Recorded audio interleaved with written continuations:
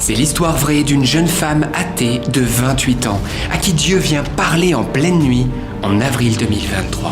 Stacy est une jeune mère de famille qui refuse catégoriquement Dieu dans sa vie. Mais un soir, sans qu'elle s'y attende, elle entend dans sa chambre la voix de Jésus en personne qui l'invite à croire en lui. C'est un véritable bouleversement intérieur. Rejetée par une partie de sa famille qui n'accueille pas sa foi, elle choisit de rester fidèle au Christ envers et contre tout. C'est le témoignage émouvant de Stacy. Ce témoignage est saisissant, regardez-le. Oui, et avant de le regarder, abonnez-vous à la chaîne parce qu'il y a d'autres témoignages énormes qui vont arriver. C'est simple, tu fais comme ça. On se retrouve juste après. Stacy, c'est à toi. Alors bonjour à tous, je suis Stacy, je vais bientôt attraper mes 28 ans. Alors du coup moi, avant que le Seigneur se révèle à moi, j'étais complètement athée, je n'y croyais pas. Pour moi, Dieu c'était une invention créée par les hommes, tout simplement parce qu'ils avaient peur de la mort. Pour moi, il y avait la science et je me rattachais beaucoup à cette science qui, à cette époque-là, dans ma tête, révoquait totalement l'idée de Dieu. Tout était explicable et expliqué. Il y a des choses qu'on ne savait pas parce que la science connaissait ses limites, mais pour moi, les limites de la science n'étaient pas Dieu. Les limites de la science étaient ce que les hommes savaient, ne savaient pas encore. Une nuit, tu entends la voix de Jésus qui te parle. Que t'a-t-il dit ? Alors, c'est un jour très, très spécial pour moi, donc j'ai toujours une certaine émotion quand j'en parle. Alors, c'est donc la veille du carême. Il est aux alentours de 22h30, 23h. Et je vais pour me coucher. Donc là, je m'installe dans mon lit et je ferme les yeux, mais 2 secondes. Il n'y a même pas une minute qui a passé. Je ferme mes yeux 2 secondes et il y a une voix, non pas audible avec mes oreilles, mais une voix qui résonne dans mon cœur et qui fait trembler tout ce qui est à l'intérieur de moi. Je dis aujourd'hui, il a fait trembler mon âme, cette voix. Et puis cette voix me dit, laisse-toi guider vers l'Esprit Saint. Alors je me relève immédiatement de mon lit, je m'assois et je demande, c'est toi qui as parlé, c'est bien toi? Et il m'a dit, et cette voix m'a répondu, c'est moi, comme j'ai toujours été. Et à cet instant précis, ce qui s'est passé, quand je dis c'est toi, je sais que c'est Jésus qui me parle. C'est pas explicable, je reconnais, je sais. J'ai pas de... Ça se ressent et à l'instant précis où j'entends cette voix, ou que j'accepte cette voix et que oui, c'est la preuve qui me manquait en fait pour avoir la foi. J'ai reçu plein de choses. J'ai su pourquoi il y avait des commandements. Non pas parce que Dieu était un père fouettard, et parce qu'il voulait nous punir ou nous damner en enfer, mais il nous donnait une bonne ligne de conduite pour qu'on ait une belle vie ici, et cette belle vie ici pour construire notre palace au ciel, pour avoir nos couronnes et vivre éternellement avec lui, qui est le seul vrai amour de notre vie. Et à cet instant précis, j'ai tout compris, comme si j'avais fait le petit film de ma vie en me disant j'étais perdue parce que je ne suivais pas les voies de Dieu. J'étais certes pas une mauvaise personne, mais je ne faisais pas du tout ce que Dieu voulait et Dieu nous a recommandé. J'ai quasiment pas dormi de la nuit ce jour-là. J'essayais de trouver des réponses. Dès le lendemain, Jésus te donne un rendez-vous. Où donc ? C'était merveilleux parce que j'ai appris que le lendemain, c'était la messe des cendres, le début du carême. Et j'ai été à cette messe des cendres où on m'a fait une croix de cendres sur le front. Et j'étais très émue durant toute la messe. Parce que c'était ma place. Je me sentais bien comme j'ai jamais été bien de toute ma vie. Voilà, j'ai fait mon carême. J'ai essayé de bien le faire. Je me remettais à la prière, à la lecture de la Bible, un petit peu, les évangiles du jour, au tout début. Voilà, je me nourrissais, j'avais décidé de me faire des privations de la télévision. Moi qui adorais la télévision, c'était vraiment mon idole avant dans le monde. J'ai décidé, non, c'est un effort que je vais faire pour le Seigneur. Il est mort pour nous, pour nos péchés. Je peux bien au moins faire ça pour lui, faire cet effort-là pour lui. Donc j'ai éteint la télé pendant un mois, il n'est toujours pas rallumé aujourd'hui, je la regarde plus vraiment. Mais si vous saviez, à la fin de ce carême, j'ai ressuscité moi-même, c'était une seconde naissance.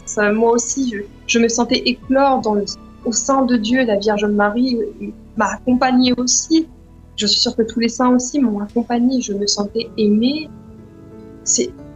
Je ne saurais même pas comment remercier le Seigneur de m'avoir visité ce jour-là. Je ne saurais même pas comment le remercier. Je pense qu'on ne peut pas le remercier de tout ce qu'il fait pour nous.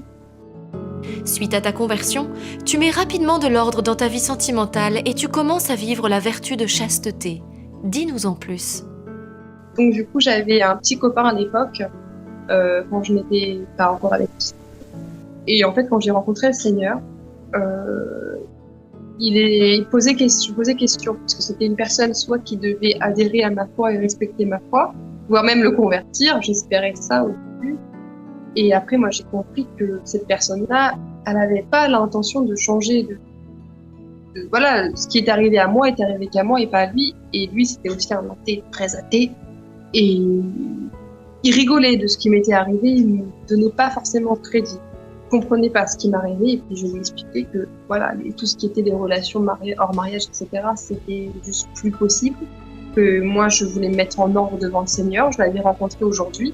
Et peut-être que pour lui, il n'existait pas, mais pour moi, il existait. Pour moi, le Seigneur était là avec moi et je devais plus le décevoir comme j'ai pu. Donc je lui ai dit, est-ce que tu es capable? On a bien parlé, il m'a répondu que pour nous, c'était pas possible, inenvisageable. Donc j'ai préféré mettre un stop à cette relation parce que je ne pouvais pas mettre en danger ma foi et je ne voulais pas, voilà, quelque chose ça aurait pu me faire pécher aussi. Et j'y pensais aussi à lui, que lui ne le savait pas, mais moi, je savais que c'était un péché. Donc, je voulais prendre aussi soin de lui, de son âme aussi. Pour moi, c'était pas possible, donc j'ai pris ma décision. Donc, c'était fini. Et ça a été très facile parce que j'ai demandé longtemps au Seigneur, en me disant, voilà, c'est compliqué, Seigneur, etc. Et puis, le chrétien est libre. Il est libre de tout, il est libre de toute toxicité, il est libre de tout lien. Voilà, j'ai demandé au Seigneur de m'aider. Voilà, et il a pris toute cette peine, toutes les souffrances que je suis passée pour quitter cette personne que j'aimais, parce que je l'aimais. Le Seigneur, il a enlevé tout ça. Parce que peut-être je n'ai plus cette personne-là, mais j'avais le Seigneur avec moi. Donc, vous voyez, la balance, voilà, c'est moindre, quoi. J'avais le Seigneur qui était avec moi, donc qui comblait tout mon cœur. Mon cœur, il était qu'à Dieu, parce que le bonheur et l'amour que j'avais à Dieu me suffisaient amplement. Et que l'amour humain que j'avais pour mon amoureux, il était moindre en fait que celui que j'avais pour le Seigneur aujourd'hui. C'est pour ça que la facilité que j'ai eue n'est même pas rationnelle, on va dire, parce que j'avais le Seigneur avec moi, il me comblait, il m'a aidé à aller jusqu'à là. Et vous savez, le Seigneur, quand on veut se mettre en ordre sous ses yeux, le Seigneur, il facilite les choses. Il suffit juste de faire le premier pas et le Seigneur, il va vous aider, il va faciliter les choses. 2 mois après ta conversion, tu ressens le besoin de confesser tes péchés. C'est une véritable libération. Raconte-nous. Il fallait absolument que j'aille me confesser de tous mes péchés. J'avais fait nombre de péchés mortels. J'ai dû avorter 2 fois. Et pas de gaieté de cœur, ça je peux le dire. Mais dans la vie du monde d'avant, c'est des choses malheureusement courantes. Je me suis rendu compte que l'avortement, malgré tout, même si j'étais forcée, entre guillemets, de le faire, la personne qui avait décidé de le faire, la personne qui a pris ces médicaments, c'est moi. Donc, j'ai commencé à revoir ça sous la lumière. Moi qui voulais un petit peu réduire ma responsabilité elle était là quand même. Donc, il valait mieux aller vite se faire confesser. Donc, j'avais tout de suite été voir mon prêtre. Et puis voilà, il me donne un premier rendez-vous. Puis il vient pas au rendez-vous, il a oublié ce jour-là. Et puis une deuxième fois, je devais me faire confesser, puis il a été retenu par les catéchumènes. Et puis la troisième fois, là, un gros souci, du coup, il a dû quitter la paroisse précipitamment. Donc 3 fois où le rendez-vous était prévu et je n'ai pas pu me faire confesser. Et puis je me suis dit, mince, non mais là, c'est pas possible. Je demandais au Seigneur, mais c'est possible, mais qu'est-ce qui va se passer de moi? C'est encore l'autre, le cornu qui veut pas, qui fait entrave, ou c'est ta volonté, Seigneur? Je ne comprends pas. Et puis voilà, je discutais avec mon ami, il me dit, mais non, mais viens à Paris, je connais une église et c'est plein de confessions. C'est 7 jours sur 7. Allez, c'est presque 24 heures sur 24. Et tu peux y aller et tu peux être confessé, il n'y a pas de problème, c'est sans rendez-vous. Ah, j'ai dit, écoute, tu me sauves et puis j'y vais. Donc là, on attend. on attend, on se rend à cette église et puis on attend. Et puis on vient à mon tour. Et puis au moment où c'est mon tour, le prêtre est enlevé. Une personne me lui dit non, mais là, faut les donner la communion. Donc c'est pendant 1 heure, il n'y a plus de confession. Et là, j'étais c'est pas vrai. Juste devant moi, encore une fois, je peux pas. J'étais vraiment désespérée. Je me dis non, mais là, c'est vraiment quelque chose qui va pas, quoi. Je comprends pas. Et puis donc je me rassois, ma copine est toute stressée, elle comprend pas, elle est même énervée. Et moi, juste en face de moi, j'ai le Christ miséricordieux. Donc je vois, il n'est pas là pour rien. Et je vois cette image et encore une fois, je entends la voix. Et elle me dit, ne crains pas, je suis là, fais-moi confiance. Et donc les larmes coulent. Et puis je regarde mon amie, je lui dis, tout va bien, t'inquiète pas. Ça y est, je sais pourquoi j'attends, t'inquiète pas. Et puis elle me regarde, elle me dit, bah oui, t'es plus stressée, t'as plus les gens qui parlent. Je dis, non, t'inquiète pas, je t'expliquerai. Et là, 2 minutes après ou 5 minutes après, je vois un deuxième prêtre arriver, tout frais, qui n'avait pas encore entendu de confession. Il ouvre une nouvelle salle. Je m'agenouille sur le prie-dieu pour faire ma confession. Donc j'avertis le prêtre, je dis voilà, je ne dis pas, c'est la première fois que je le fais. Donc voilà, j'avais préparé ma petite liste de péchés. Et plus je disais les péchés, et plus je sentais le Seigneur, je savais que c'était lui, me prendre dans ses bras. Et plus je disais des péchés, plus je sentais que j'étais pardonnée. L'amour de Dieu, à chaque péché, l'amour de Dieu revenait sur moi. Non pas, je disais des péchés, était fâché contre moi, mais plus je disais des péchés, et plus je me sentais aimée. Et c'est un drôle d'effet, je vous assure, quand on sait que la première confession c'est quelque chose, mais on s'attend pas à ça. Je suis ressortie du confessionnal évidemment avec ma pénitence et que j'ai fait immédiatement, mais je suis sentie libérée. Et juste après, mon ami avait aussi se faire confesser et j'avais pris dans une petite fiole du parfum à la rose. Et j'avais dit à mon ami en sortant du confessionnal, bah tiens, on va se mettre du parfum à la rose et là on est en état de grâce. Donc restons-y, demandons bien de rester. Et là tu vois, pour une fois, on va sentir la rose. Le même jour, en rentrant de la confession, tu vas faire une rencontre providentielle dans le train. Qui rencontres-tu ? J'avais un ticket de train nominatif, comme c'est maintenant dans les trains. Et puis je me rends à mon siège et puis hop, il y a une dame qui est à mon siège et puis elle a le même ticket que moi. Donc on a un doublon, sauf que c'est pas le même nom, quoi. Donc voilà, je trouve le premier siège que je vois parce que le train va redémarrer. Et donc je m'assois, je reste 10 minutes, j'avais acheté plein de livres à la procure sur Dieu, etc. Et puis voilà, je reste 10 minutes dans mes livres, etc., dans mes achats. Et puis je lève la tête et je vois Alberto de NDML. Et on discute avec Alberto et puis avec mon ami, on n'avait pas eu le temps de se rendre à Rue du Bac pour avoir la médaille miraculeuse.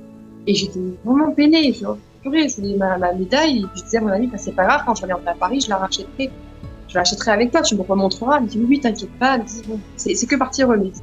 Bon voilà, la mort là, je vais prendre mon train, je rencontre Alberto, et Alberto me donne pas une, ni deux, ni trois, il me donne 4 médailles miraculeuses que j'avais pas eu le temps de chercher. Et que je demandais pardon au Seigneur et à notre très sainte mère de pas être venue avant acheter cette médaille, en fait. Je dis, j'ai pas eu le temps de le prendre, cette médaille, mais c'est vraiment miraculeux. Stacy, tu vas affronter des persécutions de la part de ta propre famille qui n'acceptent pas ta foi. 2 jours après, donc j'ai la douche froide qui arrive tout de suite. Je suis sur mon petit nuage. Et puis voilà, ma famille, je leur dis où j'étais. Je leur explique où j'étais et puis là, c'est une compagnie. Ils disent non mais là t'as fait trop. Là t'es dans une secte en fait. Et on te reconnaît pas. T'es devenu, pardonnez-moi l'expression, mais je vous le dis comme ça, il m'a été dit. T'es devenue chiante. Tu dis plus de gros mots. Tu parles moins vite. On te reconnaît pas. Je dis moins de mal sur les gens. On me reconnaissait pas et donc ils préféraient l'ancienne. Ils me l'ont pas dit, mais moi j'ai compris. C'était très violent. C'était voilà. Ma famille était vraiment contre ça. J'avais un choix à faire. C'était soit je choisis ma famille, soit je choisis Jésus. Et il n'y avait pas de choix. Il n'y avait pas de choix à faire. Je ne peux pas révoquer mon Seigneur, c'était pas possible. Donc j'ai choisi Jésus. Et puis voilà, je ne parle plus de personne. Du coup, aujourd'hui, on est totalement coupés, mais je me fatiguerai toute ma vie à prier pour eux. Parce que même si c'est pas réciproque, moi je les aime toujours. Un jour, tu fais une prière pour demander la réconciliation avec ta mère.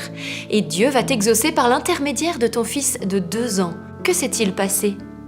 Ce qui se passe, c'est que 2 heures après cette prière, que je faisais beaucoup, hein, voilà, c'était pas la seule fois où je la faisais, mais je la faisais de temps à autre en tout cas. Et je priais beaucoup aussi le Seigneur pour qu'il m'enlève cette douleur. Et puis mon fils, donc de 2 ans et demi à l'époque, il prend mon téléphone. Mon téléphone, il n'y a pas de code, mais il va dans mon répertoire. Et dans mon répertoire, j'ai une centaine de contacts. Et pourtant, mon fils a appuyé sur un seul contact, qui était maman.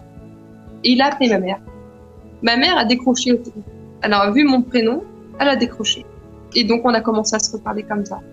Et j'ai compris qu'elle avait juste peur. C'était pas... Ma mère, elle avait juste eu peur pour moi. Et elle était un peu maladroite dans sa façon de penser, mais... Et aujourd'hui, voilà, elle est tout à fait rassurée, elle sait ce qui se passe. Je lui parle de l'église quand elle le veut. Elle a eu sa petite preuve à elle. Et puis aujourd'hui, voilà, tout va beaucoup mieux avec ma mère. On a même une relation beaucoup plus apaisée, beaucoup plus dans la vérité qu'elle n'a jamais été. Donc gloire à Dieu. Stacy, ton fils va vivre une délivrance. Il sera libéré de blasphème qu'il entendait dans sa tête. Raconte-nous.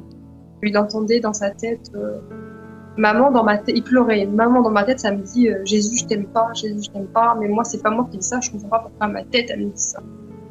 Donc moi, je le prends dans mes bras, je dis, tu sais, ça arrive, on a tous des fois une petite voix dans notre tête, voilà, qui nous dit des choses pas très gentilles, mais c'est humain, c'est comme ça, t'inquiète pas, on a tous une petite voix, des fois qui dit des méchancetés sur les autres, sur nous-mêmes, ou ça peut arriver, je ne t'inquiète pas. Donc voilà, c'est un enfant, on va pas non plus tout lui expliquer, etc., lui faire peur, donc non, je lui explique cette petite voix, et puis je le serre dans mes bras, et puis je fais une petite prière, dans ma tête, en demandant au Seigneur que s'il y a des choses malsaines dans la tête de mon enfant, qu'il fasse partir ces choses-là, parce que voilà, c'est pas cool. Et puis, si vous pouvez aider mon fils à se sentir beaucoup mieux. Et puis, mon fils, je termine cette prière et mon fils, 1 minute après, se met à vomir. Après la prière, il se met à vomir. C'est vraiment, c'est même pas une minute, c'est quelques secondes après. C'est vraiment, j'ai directement fait le lien entre la fin de ma prière et le fait que mon fils vomisse. Donc je dis peut-être parce qu'il avait trop pleuré, il se sentait pas bien. Et du coup voilà, et puis je le couche dans son lit le soir venu, et puis quand j'étais repartie le voir, parce que moi je veux voir mes enfants quand ils dorment, faire un petit bisou dans sa chambre, ça sentait bon, ça sentait comme l'ensemble d'église. Ça sentait vraiment bon, et je me suis dit tiens, c'est bien, il est bien entouré le petit. Le plus important maintenant pour toi, c'est quoi ? Je veux vivre sous ses commandements, sous sa grâce, et fuir le péché mortel de toutes mes forces. Et pour ça, je m'en remets à la prière. Il n'y a que ça, en fait. Il n'y a que ça. Si on s'éloigne de la prière, on s'éloigne de Dieu. C'est notre moyen de parler à Dieu. C'est notre moyen de lui confier nos souffrances, nos doutes, nos joies aussi. On n'est pas obligé de dire toujours ça va pas. Lui confier des personnes qui nous tiennent à cœur. Moi, ce que je fais beaucoup, par exemple, je vois par exemple quelqu'un en difficulté dans la rue, évidemment, je vais l'aider. Mais je vais pas faire que ça, je vais pas seulement aller porter ses paquets de courses ou l'aider ou la relever si elle est tombée. Je vais pas forcément lui dire, mais dans ma tête, je vais prier le Seigneur pour qu'il touche le cœur de cette personne-là. Je sais pas si elle est croyante ou non. Moi, ce que je veux, c'est que cette personne aille mieux et qu'elle vive sous la grâce comme moi je vis aujourd'hui. Beaucoup ont honte d'être chrétiens aujourd'hui dans notre société très matérialiste. Et toi, comment vis-tu les choses ? Moi, dans ma voiture, il y a mon chapelet énorme. Dans ma voiture, je m'adresse beaucoup aux athées, je m'adresse aux homosexuels, je m'adresse à tout le monde. Que le Seigneur est mort pour tous, donc je m'adresse à tous. Donc non, faut vraiment pas avoir honte. Vraiment pas. Faut être des chrétiens fermes dans la foi, fiers de ce qu'on dit, fiers de ce qu'on revendique. Et c'est beau, pourquoi on en aurait honte, c'est magnifique. On a l'amour de notre prochain, on prône la charité, on prône l'espérance. Tout ce dont le monde a besoin en ce moment, on est la lumière du monde, comme dit le Seigneur, on est le sel de la terre. Donc même les pierres crieront son nom. Donc moi, j'ai pas honte. Hosanna, au plus haut des cieux, le Seigneur est là, il est bien là. Le Christ est ressuscité pour nous, il est mort pour nous. Et merci Seigneur de nous avoir offert tout ça. Et puis on n'a pas hâte quand même parce qu'on a quelque chose à faire sur cette terre, mais j'espère que quand j'irai au ciel, j'irai directement au ciel parce que je vise la sainteté, non pas le purgatoire, etc. On vise la sainteté et on aura nos couronnes à ce moment-là. Et bien prier les uns pour les autres, c'est important. La charité couvre une multitude de péchés. Donc toujours être être charitable envers tout le monde, même envers ses ennemis. Vous voyez, mes ennemis, ils m'aiment pas, moi tant pis pour eux, je les aime et je veux leur bien et je n'ai pas envie qu'ils aillent en enfer, donc je prie souvent pour eux et je n'arrêterai pas. Je n'ai jamais à avoir honte, on est fiers d'être chrétiens, on est fiers d'être catholiques. Et alléluia, amen, gloire à Dieu. Crois-tu que tu puisses devenir une sainte? Ah oui. Je vais être une sainte parce que déjà le purgatoire c'est pas rigolo, ça fait mal. Et d'aller directement au ciel, ça veut dire qu'on a honoré la mission que le Seigneur nous a donnée. Moi, je veux qu'au jour de ma mort, je sois là où le Seigneur m'attendait. Je veux que le Seigneur arrive, me mette ma couronne. Pas seulement pour me remettre ma couronne, mais pour voir que je l'ai bien servi, pour voir que j'ai été une servante fidèle. Il y a plein de petites choses que je sens que le Seigneur me met à cœur de faire. Je fais, je me pose pas de questions, même si ça doit me faire des petites attaques où tout le monde n'est pas d'accord. Tout le monde sera pas d'accord, mais moi au moins je n'ai qu'un maître. On ne peut pas avoir de maître. Moi j'ai qu'un Seigneur et c'est lui que je souhaite combler, non pas l'argent, non pas le monde, non pas ses désirs d'orgueil, etc. D'ailleurs, qui sont totalement proscrits chez nous. Non, j'ai que le Seigneur moi, et j'écouterai toujours que le Seigneur toute ma vie. Et donc je pense qu'en faisant ça, c'est commandements, je crois au ciel. Et c'est avoir confiance en Seigneur que de dire j'irai droit au paradis, parce que c'est justement de faire confiance à Dieu. Il veut qu'on aille droit au paradis, donc on lui fait confiance et on marche dans ses pas. Il y a un lieu où tu vas tous les jours et qui te donne énormément de paix. Lequel? Ma première messe, c'était la messe du Carême, la messe des cendres, et depuis je vais tous les jours à la messe parce que j'en ai excessivement besoin. Le fait d'aller à la messe, moi, ça me regonfle. Ça, je ressens l'amour de Dieu, je ressens la mission qu'il veut que j'ai pour lui, que ma bouche chante que sa louange. Et si je vais pas à la messe, déjà ça ira pas. Je serai à bout d'essence. Une voiture a besoin d'essence ou d'électricité maintenant. Moi j'ai besoin de la messe parce que sinon je vais pas me sentir bien, que ce soit dans ma vie pro, dans ma vie familiale avec mes enfants, dans ma vie personnelle. Je ne serai pas équilibrée spirituellement et tout va déboucher sur les restes. Ah non, vraiment à la messe, faudrait pas me la retirer. Je peux pas encore communier parce que j'ai fait seulement mon baptême. Merci papa, merci maman, ils m'ont baptisée étant petite. Donc c'est une grande grâce et c'est le meilleur cadeau qu'ils aient pu me faire. Vraiment, baptiser les enfants, c'est une énorme grâce. C'est merveilleux. Je remercierai jamais assez mes parents de m'avoir fait baptiser bébé. J'ai commencé avril dernier où j'ai intégré une équipe de catéchumènes et jusqu'à Pâques où je me prépare à la communion et à la confirmation. Et donc, je ne fais pas ma communion, mais je fais ma communion spirituelle. Je ne prends pas le corps du Christ. Je me mets devant le prêtre comme ça, en me disant, je ne peux pas. Donc, il me bénit. Et moi, juste après, je fais ma communion spirituelle. Et la première fois que je l'ai faite, c'est un prêtre qui m'avait dit de faire ça. J'en ai pleuré parce que le Christ, en effet, était vraiment rentré dans moi. J'avais pas eu le corps du Christ, mais il était rentré dans moi. Et j'ai médité sur sa passion pendant un bon petit temps, je ne saurais pas vous dire combien de temps, j'ai médité sur sa passion, le pourquoi du comment j'avais ce corps du Christ, même si je ne l'avais pas reçu, je l'avais reçu dans mon cœur. Et la messe, il faut y aller, vraiment, c'est fabuleux, on en ressort. Je ne vois pas une personne ne pas pleurer à la messe. J'en ai emmené 2 qui sont à la messe depuis que je suis avec le Seigneur. Les 2 ont pleuré.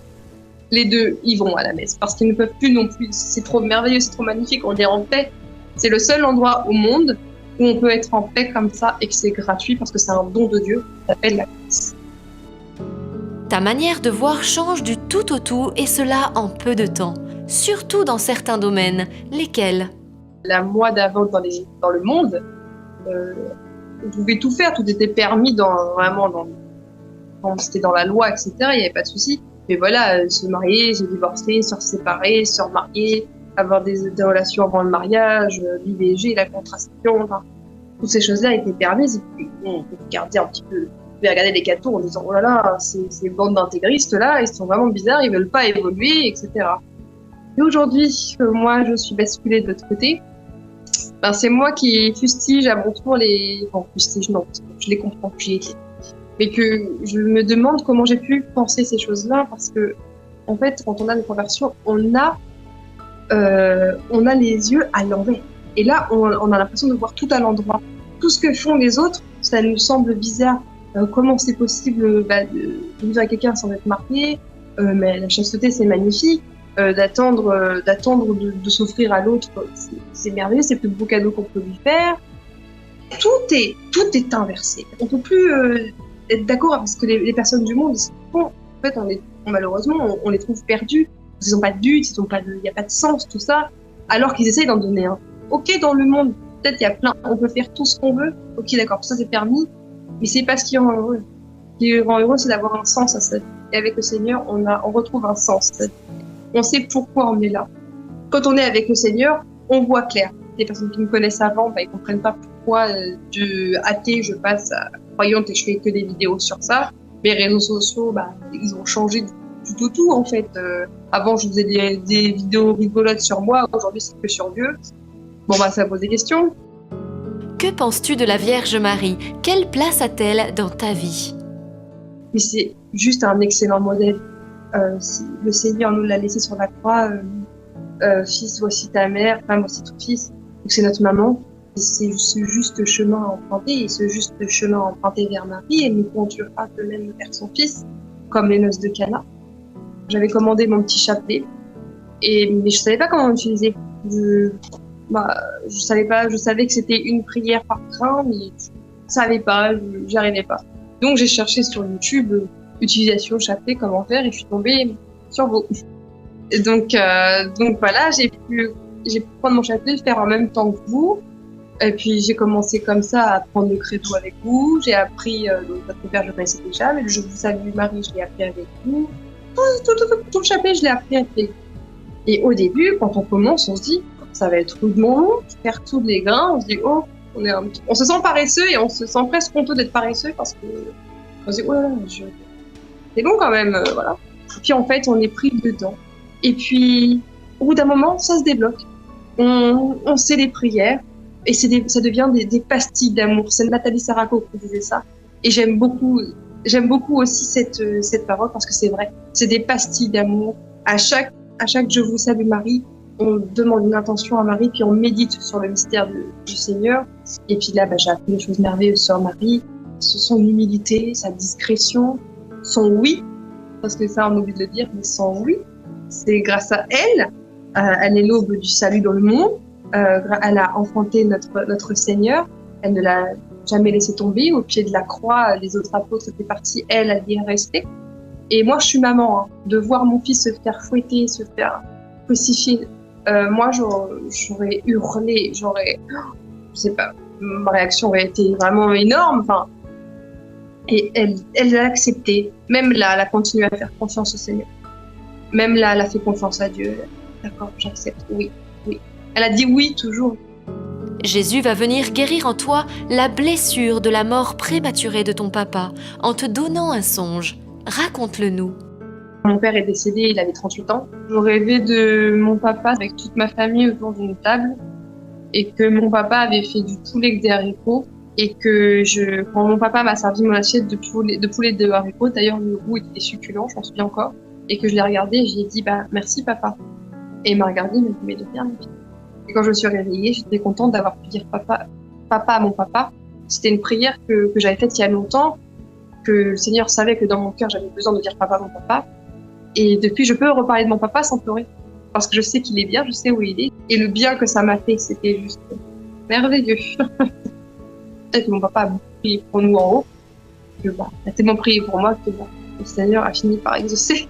Il est arrivé vers moi. Stécie, si tu avais Jésus devant toi, que lui dirais-tu? Je lui demanderais, dis-moi comment bien faire la mission que tu m'as donnée. Comment faire pour que le monde croit en toi pour qu'il puisse contrôler ton cœur, et comment te remercier du sacrifice que tu nous as fait, et comment te remercier de toutes les grâces que tu m'as données aujourd'hui. Dis-moi comment mieux t'aimer. Que veux-tu dire à ceux qui te regardent maintenant? Nous passons notre temps à se croire plus malin que Dieu, à se croire plus saint que Dieu, en disant non, mais ça va pas, ça c'est mieux. Mais en réalité, je vous le dis, on s'attire pas du mal. Moi, je me suis séparée 2 fois. Ça attire du mal, tout simplement. C'est pas mieux. Il faut s'en remettre à Dieu parce que lui, il sait ce qui est bon pour nous. Il va pas nous donner ce qu'on veut, il va nous donner ce qu'on a besoin. Et vous verrez, vous serez comblés au-delà de vos espérances. Dieu, en fait, il a dit, je ne suis pas venu pour les gens en bonne santé, je suis venu pour les malades. Il est venu pour les pécheurs et non pas les personnes super, etc. Nous, ce qu'on veut, c'est juste que vous soyez sauvés. C'est que vous puissiez connaître le Seigneur. Vraiment, vous valez quelque chose. Vous avez tous une valeur. Vous êtes tous les enfants préférés de Dieu. La seule chose qui ne te sera pas pardonnée, c'est de désespérer de ton salut, comme Judas l'a fait, de mettre Dieu en dessous de son propre jugement de soi. Un mot de la fin? Je vous encourage, hein, il faut y aller. Il vous attend. Un grand merci Stécie pour ton témoignage, c'est juste incroyable tout ce que Dieu a fait dans sa vie en à peine 1 an. Oui, quelle ferveur, quel zèle on voit dans les tout débuts quand Jésus vient nous toucher, quel bouleversement ça fait. Et peut-être toi qui regardes cette vidéo, tu te dis mais moi je connais pas bien Jésus ou je ne le connais pas du tout. Eh bien sache qu'il n'y a pas de temps, il n'y a pas de moment particulier, c'est maintenant le moment favorable, nous dit l'Écriture. Alors la seule chose que tu as à faire, eh bien c'est de te tourner vers lui et de l'accueillir sincèrement au plus profond de ton cœur en lui disant Jésus, viens dans ma vie. Si tu désires donner ton cœur à Jésus, on te propose une démarche. Tu peux écrire dans les commentaires sous la vidéo « Jésus, je te donne mon cœur ». Amen. Et on vous propose maintenant de prier à vos intentions et à invoquer ce Seigneur si bon pour tous. Seigneur Jésus, merci pour tous ceux qui suivent cette vidéo maintenant en direct ou en replay. On te demande, Seigneur, d'impacter leur vie comme tu l'as fait pour Stécie. Donne-leur la force de pouvoir marcher à ta suite, de renoncer aux ténèbres, de te demander pardon, pour recevoir le pardon et cette vie nouvelle que toi seul Seigneur peux sauver. Et peut-être tu en as gros sur la conscience, tu vois qu'il y a des choses dans ta vie qu'il faut régler. Eh bien, n'attends pas, demande à Jésus, confie-lui ses soucis, demande-lui pardon sincèrement. Il te pardonnera et te donnera cette vie nouvelle. Jésus, nous te demandons également la force de la volonté pour que véritablement nous puissions lutter contre le mal, contre nos mauvais penchants et qu'ainsi la conversion que nous désirons s'opère en vérité dans notre vie. Amen. Et frères et sœurs, confions-nous à la Vierge Marie. On va prier un Je vous salue Marie pour toi, pour tes intentions, pour ta vie personnelle. Et tu verras que la Vierge Marie, par sa prière, elle peut t'obtenir des grâces incroyables.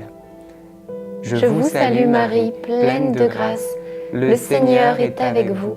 Vous êtes bénie entre toutes les femmes. Et Jésus, le fruit de vos entrailles, est béni. Sainte Marie, Mère de Dieu, priez pour nous pauvres pécheurs, maintenant et à l'heure de notre mort. Amen.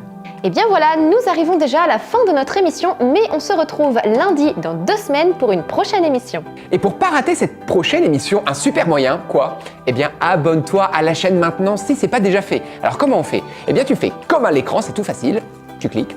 Et puis ensuite, tu mets la petite cloche pour les notifications, comme ça tu es sûr de ne rien rater et tu auras cette superbe émission. Et n'oublie pas également de liker cette émission pour que YouTube la partage et la propose à d'autres. Et aussi tes réseaux sociaux, WhatsApp, Telegram, Facebook, etc., les groupes de prière, de paroisse, de tout ce que tu veux, aide-nous à évangéliser, on a besoin de ton aide. On se retrouve donc dans 2 semaines et d'ici là, n'oublie pas que rien n'est impossible à Dieu. À bientôt.